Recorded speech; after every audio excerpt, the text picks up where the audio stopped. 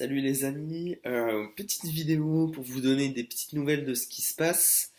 J'ai plein de petits trucs à vous raconter et à vous dire parce que la fin du semestre approche.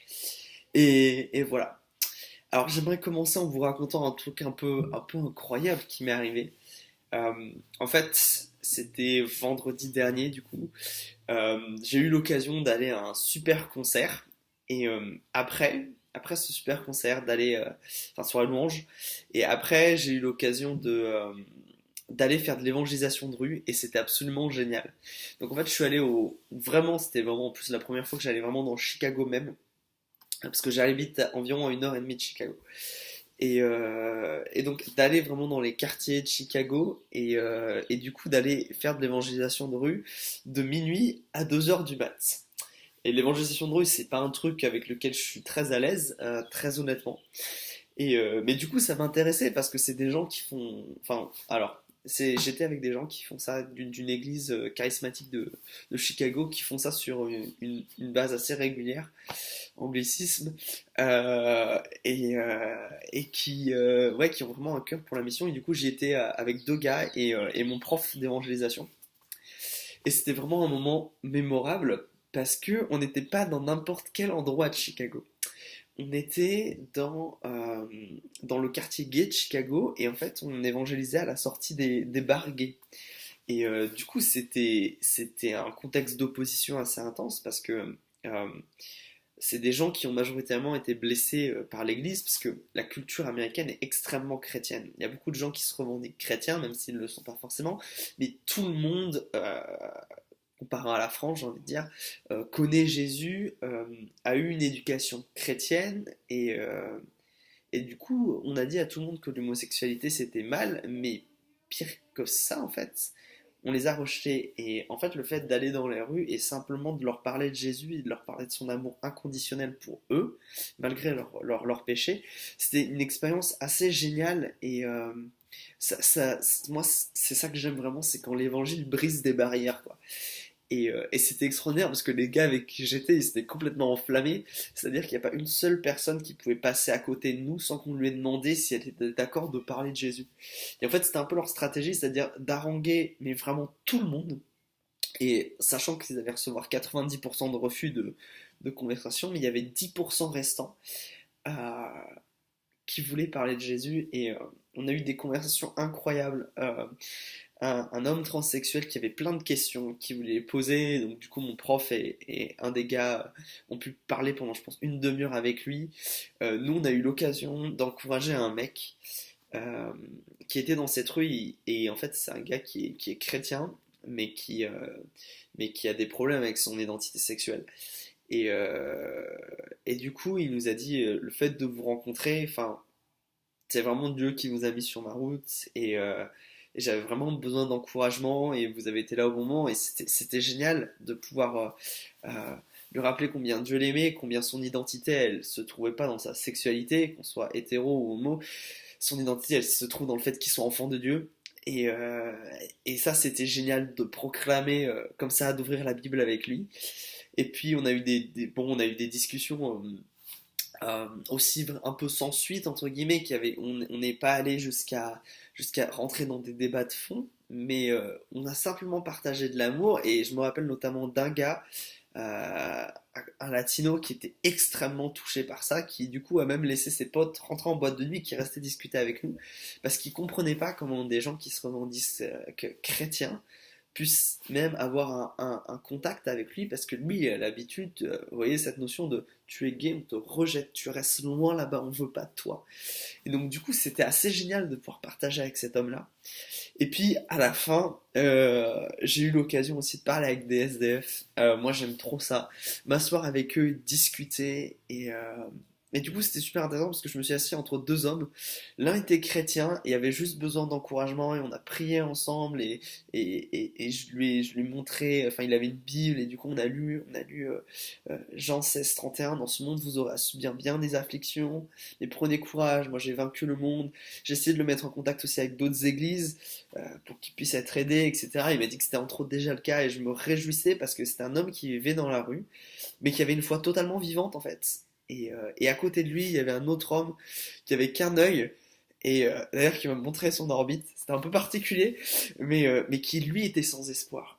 Et le contraste d'être entre les deux, de voir la différence que Jésus faisait dans la vie de l'un et le vide qu'il y avait dans la vie de l'autre, c'était particulièrement saisissant.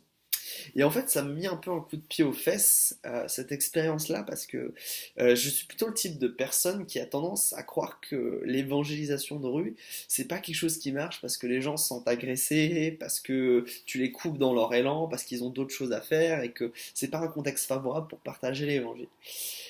Et après, j'ai réfléchi à cette notion de est-ce qu'on a besoin d'un contexte favorable pour prêcher l'évangile? Et, euh, et du coup, je me dis que non, parce que Paul il nous encourage à le prêcher en toute occasion. Et je me dis que si on n'y avait pas été, il y en a certains, ils n'auraient pas reçu l'espoir ce jour-là dont ils avaient besoin.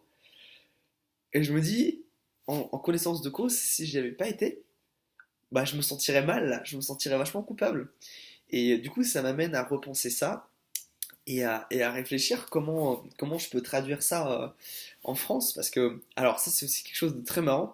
Les Américains, je vous l'ai déjà dit dans plusieurs vidéos, c'est vachement intéressant parce qu'ils n'ont pas du tout la même manière de parler que nous. C'est-à-dire que nous on est très direct, ce qui est important c'est les faits, le factuel, l'idée, la vérité. Et eux c'est toujours la préservation de la relation avec son interlocuteur. Donc on va pas parler super directement, on va utiliser, vous savez, un peu, on va utiliser l'intuition de l'autre, on va utiliser des moyens un peu détournés pour que le message, tu vois, ça passe.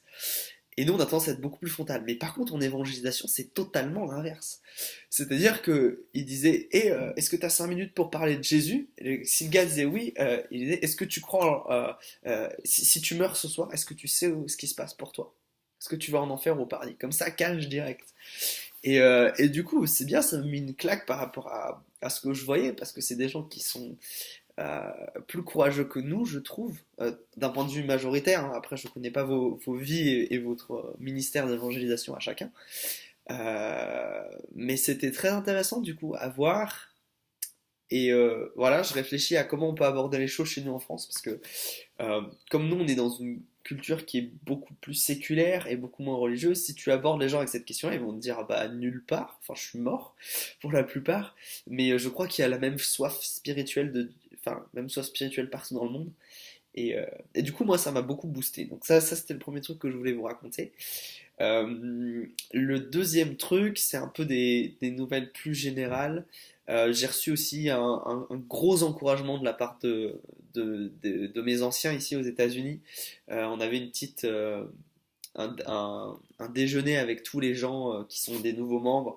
Et c'est vraiment cool de pouvoir parler avec mon pasteur. Il m'a vraiment encouragé. Et en me disant aussi que j'avais fait beaucoup de progrès en anglais, ce qui est très bien. Il m'a dit, il n'y a pas photo entre la première fois où tu es arrivé et maintenant. Ouais, ça m'a fait vraiment beaucoup de bien et ça m'a encouragé parce qu'en ce moment, j'ai pas mal de devoirs.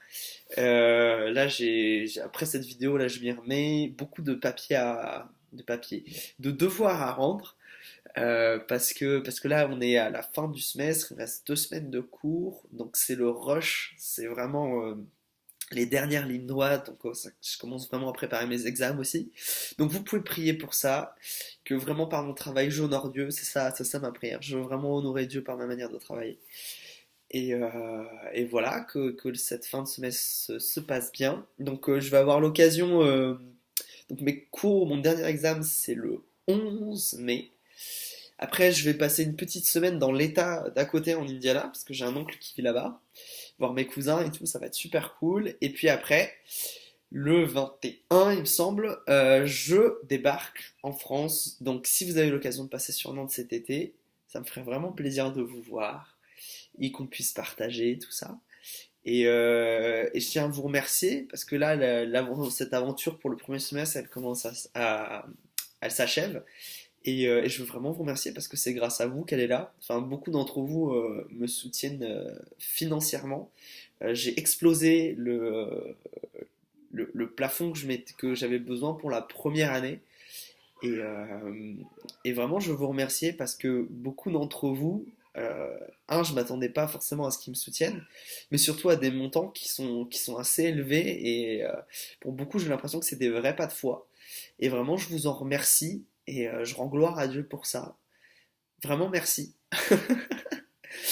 Et puis une dernière chose, un autre sujet de réjouissance, j'ai un cours qui est assez extraordinaire, je crois que j'en ai déjà parlé plusieurs fois, qui est mon cours de Nouveau Testament, parce qu'on voit un peu tout l'aspect, c'est un mélange entre vraiment un cours théologique, où on voit vraiment le contenu des livres, mais aussi on a vraiment toute une partie vraiment contextuelle et historique pour comprendre les choses.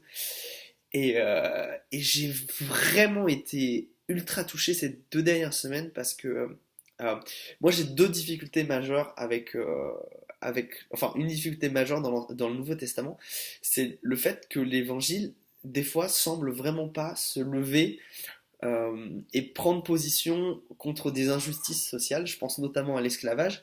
Et quand on lit des fois Timothée ou Éphésiens, on a l'impression que la vue de Paul sur les femmes, c'est quelque chose de très dégradant. Et c'est toujours quelque chose qui m'a posé problème, qui me posait d'autant plus problème que l'enseignant qui me donne ce cours, c'est une enseignante, et c'est clairement une personne qui est extrêmement douée. Enfin, j'ai jamais eu quelqu'un qui enseigne aussi bien, et ne pas enfin, pour n'importe qui, c'est clair qu'elle a un don, c'est-à-dire que c'est un peu genre la pépite de la fac. Niveau grec, et elle enseigne le grec aussi, et au niveau des enseignantes, c'est vraiment, elle fait partie du top, quoi. Du top, du top. Et du coup, j'étais vraiment, mais j'aimerais bien savoir ce qu'elle pense de tout ça, parce que d'un côté, j'ai l'impression que l'écriture va plutôt dans un sens très restrictif, et, euh, et elle a un don qui est tellement manifeste que l'empêcher de l'exercer, ça serait une hérésie, quoi. Non, pas une hérésie, mais ça serait vraiment, ouais, dommage. C'est au minimum. Et, euh, et du coup, d'avoir tout le contexte historique et de revoir ses positions, et en fait de se rendre compte que si l'évangile, et surtout la lettre à Philémon, en fait, vraiment s'oppose à l'esclavage, mais pas dans une manière. C'est pas Jésus qui renverse l'étape dans le temple, quoi. C'est pas de manière brutale, c'est de manière. euh, c'est fait avec amour et intelligence. Et pareil pour tout ce qui concerne le ministère féminin. Et en fait, ça m'a. Donc j'ai eu ce cours-là hier soir et ça m'a mis dans une telle joie que je suis sorti, j'ai loué Dieu. Parce que, enfin, il y a une partie qui me gêne. L'évangile, je crois que c'est vraiment la réconciliation entre Dieu et les hommes, mais aussi entre les hommes et les hommes. Enfin, l'évangile brise des barrières incroyables. Le fait que l'évangile, justement, soit vraiment la religion qui soit présente, mais partout, partout dans le monde, euh, et qui soit exprimée dans des contextes tellement différents. Euh, ouais, cet évangile, c'est un évangile de réconciliation, et j'avais l'impression que sur ces 2 aspects, c'était un évangile qui divisait. Et en fait, maintenant, c'est plus le cas, et du coup, je suis dans une joie immense. Donc sur ce, je vous fais des gros bisous. J'ai hâte de vous revoir en France et de manger du fromage. Voilà, priez pour ça. Et puis si un autre petit sujet de prière que je peux ajouter, c'est un des profs de ma fac qui est actuellement en prison en Turquie. Alors on n'a pas les détails de pourquoi exactement, mais il semblerait que c'est parce qu'il partage l'évangile. Donc voilà. Et puis Dieu vous aime et moi aussi. Salut!